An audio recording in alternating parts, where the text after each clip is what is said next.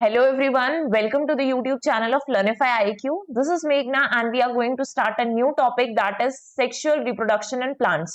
तो इससे पहले वाले लास्ट लेक्चर में जो चीज हमने पढ़ी थी reproduction in plants and animals, है ना, उसका ही एक सब टॉपिक है that is sexual reproduction in plants. यहाँ पे हमें प्लांट्स में देखना है कि या तो प्लांट्स में क्या हो रहा है, सेक्सुअल रिप्रोडक्शन हो रहा है। तो यहाँ पे हम बेसिकली इस चैप्टर में फ्लावरिंग प्लांट के बारे में पढ़ेंगे कि फ्लावरिंग प्लांट में किस तरीके से सेक्सुअल रिप्रोडक्शन होता है। तो चलिए पहले कुछ बेसिक चीजें देख लेते हैं, है ना, कुछ बेसिक चीजें देख लेते हैं ताकि इससे कवर ये समझ में आ जाए आपको कि हम किस डायरेक्शन में पढ़ने वाले हैं। तो सबसे पहले आप ये समझ लीजिए कि जब भी सेक्सुअल रिप्रोडक्शन होता है, जैसे कि अब ह्यूमंस की बात करें, ह्यूमंस में क्या होता है, फीमेल के साइड से एक ओवम होता है जिसको हम एग सेल्स बोलते हैं या ओवम सेल्स बोलते हैं, और मेल की तरफ से जो रिप्रोडक्टिव आपका सेल होगा दैट इज स्पर्म सेल, है ना, इसको क्या बोलेंगे, स्पर्म सेल्स बोलते हैं। और फिर इन दोनों का आपस में फ्यूजन या फर्टिलाइजेशन होता है। जब ये दोनों फ्यूज होंगे, फर्टिलाइज होंगे, तब क्या फॉर्म होता है, जाइगोट का फॉर्मेशन होता है। फिर आगे वाली स्टेज में एम्ब्रियो का फॉर्मेशन होता है, देन एक न्यूबॉर्न आता है। तो इस तरीके से ये स्टेज चलती रहती है। अगर हम बात करें प्लांट्स की, तो प्लांट्स में भी सेम ऐसा ही है कि फीमेल गैमेट्स मिलेंगे, मेल गैमेट फीमेल गैमेट आपस में फ्यूज होंगे, फर्टिलाइजेशन होगा, और इसके बाद से, है ना, इसके बाद से इनमें ये ही रिप्रोडक्शन का प्रोसेस होगा जिसमें ऑफस्प्रिंग्स प्रोड्यूस होंगे, है ना, और उन ऑफस्प्रिंग्स में कुछ जेनेटिक वेरिएशन होंगी जो थोड़े से डिफरेंट लगेंगे। अब यहाँ पे आप देखिए कि प्लांट प्लांट का बेसिकली हमें रिप्रोडक्टिव पार्ट में देखना है और वेजिटेटिव पार्ट देखना है। तो रिप्रोडक्टिव पार्ट में बात करें तो ऐसे कौन से पार्ट्स ऑफ द प्लांट है जो रिप्रोडक्टिव होते हैं, तो फ्रूट होता है और फ्लावर होता है। और अगर हम उसी प्लांट में वेजिटेटिव पार्ट की बात करें तो स्टेम आ जाएगा, लीफ और रूट्स, ये सारे क्या होते हैं, वेजिटेटिव पार्ट होते हैं। इसके बाद से हम देख लेते हैं फ्लावर के स्ट्रक्चर को और उसमें हम सारी चीजें समझ लेते हैं ताकि जब हम इस चैप्टर को आगे कंटिन्यू करें तो ये जो टॉपिक है आपको एकदम क्रिस्टल क्लियर हो जाए। तो यहाँ पे क्या है कि अगर एक फूल है और उसके अंदर एक मेल रिप्रोडक्टिव पार्ट होगा और उसी के अंदर सेम फ्लावर के अंदर फीमेल रिप्रोडक्टिव पार्ट भी होगा। ठीक है, ऐसा जरूरी नहीं कि सारे फ्लावर्स में ऐसा ही हो, अभी हम आगे जाके देखेंगे कि किस तरीके से होता है फ्लावर्स में डिफरेंट। बट यहाँ पे आप समझिए कि स्टेमन है। अब स्टेमन के अंदर, स्टेमन क्या है, एक male reproductive part of the plant है ना, मेल रिप्रोडक्टिव ऑर्गन।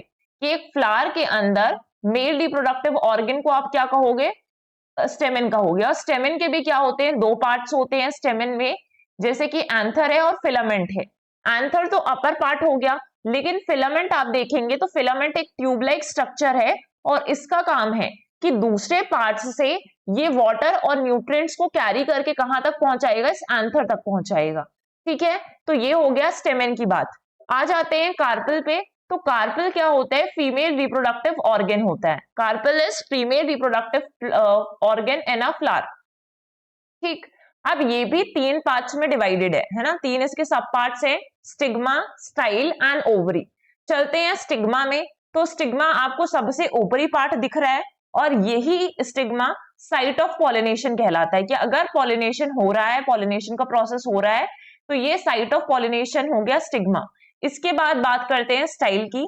तो स्टाइल बेसिकली क्या है, ये भी एक ट्यूब लाइक स्ट्रक्चर है, देख सकते हैं आप, ये ट्यूब दिख रहा है, तो ये एक ट्यूब लाइक स्ट्रक्चर है और ये स्टिग्मा को कनेक्ट करके रखता है, स्टिग्मा को ओवरी से कनेक्ट करके रखता है ना, ये ट्यूब लाइक स्ट्रक्चर जो स्टिग्मा को ओवरी से कनेक्ट करेगा। इसके बाद से आ जाते हैं ओवरी पर।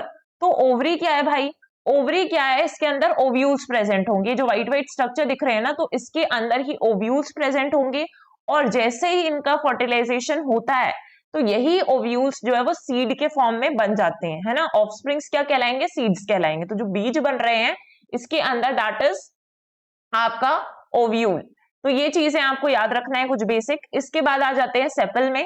तो सेपल का बेसिकली काम क्या होता है कि ये फ्लावर के जो बर्ड्स होते हैं उनको प्रोटेक्ट करके रख रहा है। इधर पर बना हुआ है, तो इसका काम क्या है कि प्रोटेक्शन ऑफ फ्लावर बर्ड्स, है ना, BUDS वाला बर्ड्स है, फ्लावर बर्ड्स, इसका प्रोटेक्शन करके रखता है। इसके बाद अगर आप देखेंगे कि एक और पार्ट होता है पेटल्स। तो पेटल्स आपने देखे हैं कि पेटल्स क्या फंक्शन निभाएंगे फ्लावर के अंदर, है ना। इसके बाद से एक और चीज देख लीजिए कि इसमें रिसेप्टिकल भी होते हैं। जब ऐसा पार्ट ऑफ द प्लांट होता है किसी किसी प्लांट में, तो उसको हम क्या बोलते हैं, रिसेप्टिकल्स कहते हैं। अब रिसेप्टिकल्स का काम क्या होता है? रिसेप्टिकल्स का काम होता है कि फ्लावर के ऑर्गन्स को जनरेट करता है ना, नीचे बेस में प्रेजेंट है, और इसका काम क्या रहेगा? Generation of flower organs. ये चीज है, इसके पार्ट्स आई होप आपको क्लियर हो गए होंगे। अब एक एक चीज, एक एक फैक्ट पर नजर डालते हैं। तो flowering plants are reproduced by sexual reproduction, ये चीज हमने देखी। The sex organs of a plant are present in its flower, कि एक प्लांट के जो सेक्स ऑर्गन से कहां पर प्रेजेंट होंगे? उसके पूरे बॉडी पार्ट पे ना प्रेजेंट होंगे, उसके फ्लावर में प्रेजेंट होंगे। एंड एक फ्लावर का फंक्शन होता है कि फर्टिलाइजेशन इंश्योर करे और प्लांट्स का रिप्रोडक्शन करवाए। ठीक है, ये तीनों चीज क्लियर हो गई। इसके बाद एक नई चीज समझते हैं, और यहाँ पे यूनिसेक्स फ्लावर्स होते हैं या फिर बाइसेक्सुअल फ्लावर हो सकते हैं। तो जो यूनिसेक्सुअल फ्लावर्स होते हैं ना, ऐसे फूल होते हैं जिनमें सिर्फ एक ही सेक्स ऑर्गन प्रेजेंट होगा। अब दो सेक्स ऑर्गन्स देखे थे, दो सेक्स ऑर्गन्स मींस आपका स्टेमन था मेल रिप्रोडक्टिव ऑर्गन, और आपके कार्पल्स थे फीमेल रिप्रोडक्टिव ऑर्गन। तो अगर कोई ऐसा फूल है जिसमें एक ही या तो स्टेमन प्रेजेंट है, मेल रिप्रोडक्टिव ऑर्गन प्रेजेंट है, या सिर्फ कार्पल प्रेजेंट है, फीमेल रिप्रोडक्टिव ऑर्गन, तो ऐसे फ्लावर्स को हम यूनिसेक्स फ्लावर बोलते हैं। जैसे कि पपाया हो गया, वाटरमेलन हो गया, पंपकिन हो गया, ये कॉमनली हैं आपके पेड़, तो ये सब आपने देखे भी होंगे अपने आसपास। तो अब आप इनको देखकर समझ जाएंगे कि इनमें एक ही ऑर्गन प्रेजेंट है, या तो स्टेमन है या फिर कार्पेल है। अब क्या होगा, इसलिए इनको इनकम्प्लीट फ्लावर भी बोला जाता है। ठीक है, इसलिए इनको हम क्या बोलेंगे? इनकम्प्लीट फ्लावर्स भी बोलेंगे। They are also known as incomplete flowers. And अब ये सिर्फ क्योंकि एक ही चीज प्रेजेंट है, अगर मेरे पास एक ही चीज प्रेजेंट है तो मुझे दूसरी चीज चाहिए, तो मुझे किसी और के पास जाना पड़ेगा, है ना। हम इंटरडिपेंडेंट होते हैं, तो इसी तरीके से यूनिसेक्स फ्लावर भी इंटरडिपेंडेंट होंगे। उनको इनमें क्या जरूरत पड़ेगी कि क्रॉस पॉलिनेशन करवाना पड़ेगा। तो यहाँ पे अगर इनका रिप्रोडक्शन हो रहा है, तब इन प्लांट्स में सिर्फ और सिर्फ क्या होगा? तब इन फ्लावर्स में सिर्फ और सिर्फ क्या होगा? क्रॉस पॉलिनेशन होगा। अभी जब हम पॉलिनेशन समझेंगे तो और क्लियर हो जाएगा किस तरीके से प्रोसेस होता है। मूविंग टू द नेक्स्ट, इसमें क्या है आपका? बायसेक्सुअल फ्लावर्स होती हैं। तो ऐसे एक ही फ्लावर जिनके अंदर दोनों ही प्रेजेंट है, जैसे ये वाला फ्लावर हो गया, अब इसके अंदर दोनों ही प्रेजेंट है, स्टेमन भी प्रेजेंट है, कार्पेल भी प्रेजेंट है, मतलब मेल और फीमेल रिप्रोडक्टिव ऑर्गन्स दोनों ही प्रेजेंट है। तो ऐसे फूलों को बायसेक्सुअल फ्लावर कहेंगे, है ना। अब यहाँ पे हिबिस्कस देख सकते हैं, जैसा अभी हमने एग्जांपल देखा लास्ट डायग्राम में, सनफ्लावर है, मस्टर्ड है, टोमेटो, रोज, ब्रिंजल, ये सारे बायसेक्सुअल फ्लावर्स होते हैं। अब एक और चीज समझिए कि यहाँ पे अगर बायसेक्सुअल है तो इनमें सेल्फ पॉलिनेशन भी हो सकता है ना, खुद में ही पॉलिनेट कर लेंगे, या फिर इनमें क्रॉस पॉलिनेशन भी हो जाएगा। तो यहाँ पे दोनों ही पॉसिबल है, आप सेल्फ भी करवा लीजिए, किसी और फूल के साथ, किसी और पेड़ के साथ कर रहे हैं तो वो भी हो जाएगा, इनका क्रॉस पॉलिनेशन भी हो जाएगा।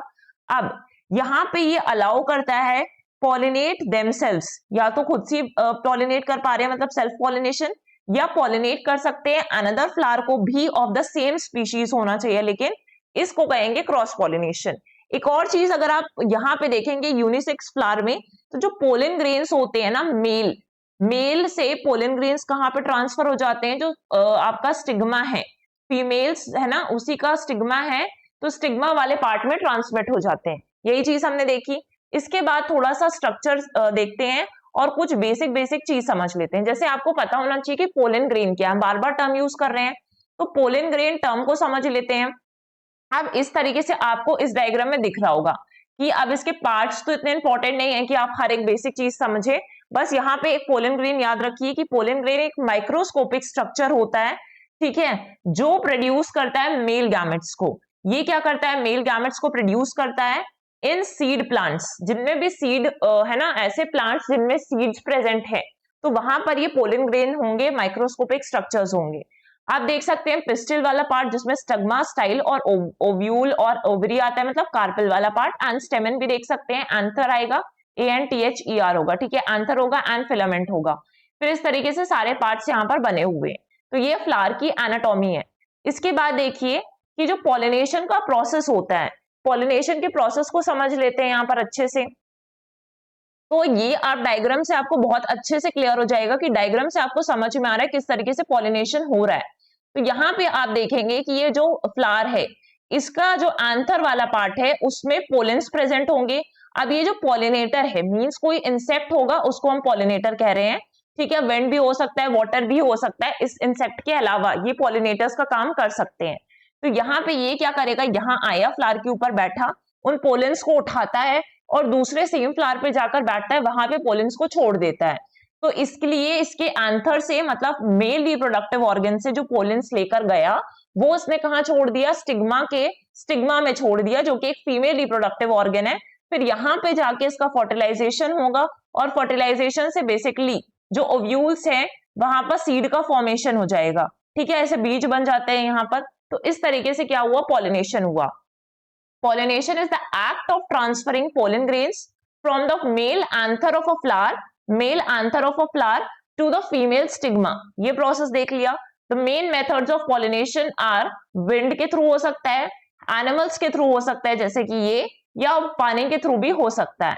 इंसेक्ट्स क्या होते हैं, इंसेक्ट सबसे अच्छे पॉलिनेटर्स माने जाते हैं, क्योंकि जिन प्लांट्स में ऐसा माना जाता है या होता भी है ऐसा कि जिन प्लांट्स में इंसेक्ट्स के थ्रू पॉलिनेशन होता है ना, उन प्लांट्स में वो ज्यादा ब्राइट दिखते हैं। ठीक है, बहुत सुंदर से दिखेंगे। फ्रेग्रेंस भी उसमें होता है अच्छा खासा, तो फ्रेग्रेंस भी होता है। ठीक है, फ्रेग्रेंस भी होता है और नेक्टर भी अच्छा प्रोड्यूस करते हैं, तभी यहाँ पे पॉलिनेटर्स ऐसे आकर बैठ रहे हैं। तो इसका ये मतलब नहीं है कि ऐसे सारे जिनमें भी फ्रेग्रेंस है ऐसे फ्लावर्स, उन सब में पॉलिनेटर्स के थ्रू ही, इन इंसेक्ट्स के थ्रू ही पॉलिनेशन हो रहा है, ऐसा जरूरी नहीं है ना। इट इज नॉट नेसेसरी कि सिर्फ ऐसी जगह पर ही हो और वहां पे फ्रेग्रेंस हो उन फ्लावर पे, बिना मतलब अगर फ्रेग्रेंस नहीं भी है तब भी पॉलिनेटर्स के थ्रू वहां पर पॉसिबल है। फिर आपके पॉलिनेशन दो तरीके से हो सकते हैं, या तो सेल्फ पॉलिनेशन होगा या फिर क्रॉस पॉलिनेशन होगा।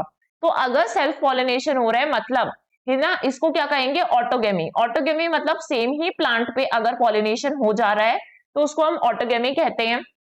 ठीक है, जैसे इसी में आपका स्टिग्मा प्रेजेंट है और इसी में आपका पोलन भी प्रेजेंट, ये एंथर भी प्रेजेंट है ना, मेल और female reproductive organ same plant में है, सेम फ्लावर में है। तो यहां से ये उड़कर गए और इस पर ट्रांसमिट हो गए, तो ये क्या हो रहा है, सेल्फ पॉलिनेशन हो रहा है। Self pollination is a type of pollination that occurs when pollen from the same plant reaches the stigma of a flower or ovule. It can also occur when a flower's egg cell is fertilized by the sperm cell from another flower on the same plant। है ना, जैसे ये है, अब इसमें एक ही plant था लेकिन इसमें दो फूल लगे हुए हैं, है ना। या तो इसी फूल के अंदर, ये जो एक फूल ये वाला पूरा ले रहे हो, इसी के अंदर यहाँ स्टिग्मा से एंथर से स्टिग्मा में ट्रांसमिट हो जाए, या फिर इधर पर एंथर प्रेजेंट है और इसका स्टिग्मा प्रेजेंट है इस वाले फूल का, तो ऐसे भी ट्रांसमिट हो सकता है, ऐसे भी ट्रांसफर हो सकता है। तो इसको तब भी हम सेल्फ पॉलिनेशन ही कहेंगे। अब इसको सेल्फिंग भी कहा जाता है, ऑटोगेमी भी कहा जाता है। And self pollination occurs in bisexual flowers, bisexual organisms में होगा, है ना, इंक्लूडिंग बहुत सारे आपके फ्लावरिंग प्लांट्स हैं, इनवर्टिब्रेट्स हैं, न्यूमरस प्रोटोजोन्स हैं, यहाँ पे सेल्फ पॉलिनेशन होता है।